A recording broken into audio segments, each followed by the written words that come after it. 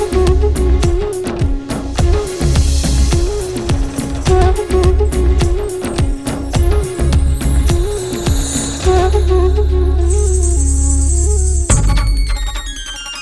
तक परीक्षित जी को ये समझ में आ गया है कि ये शरीर नश्वर है, ये शरीर समाप्त होता है।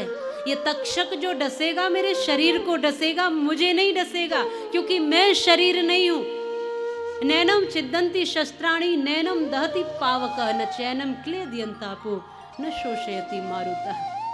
मेरे शरीर का बिगड़ेगा जो कुछ बिगड़ना है, मेरा कुछ नहीं बिगड़ने वाला, क्योंकि मैं शरीर नहीं हूं। मैं बार बार शरीर ऐसे ही बदलता हूं जैसे वस्त्र बदलता हूं। वांसांस जीर्णानि यथा विहाय।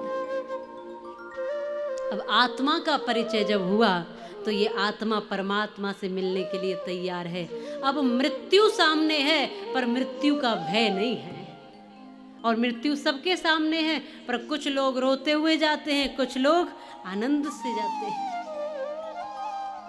अब जान लिया कि तक्षक मेरा कुछ नहीं कर सकता है। एक संत की सानिध्य में आत्मा को भी जान लिया, परमात्मा को भी जान लिया, शरीर के बोध को, संसार की नियति को, सबको जान लिया। अब हुआ भी ये, जब कथा पूर्ण हुई, विश्राम की ओर गई, प्रणाम किया है परीक्षित जी ने सुखदेव जी के चरणों में, बार बार कोटि कोटि प्रणाम। और प्रणाम करके आज पूजन वंदन करके सुखदेव जी की विदाई की है। स्वयं महल में जाकर बैठ गए, भगवान का ध्यान करने लगे, भजन करने लगे। अब तक्षक नाग आया, शरीर को भी डसा, पर ये तो पहले ही परमात्मा में लीन हो चुके थे।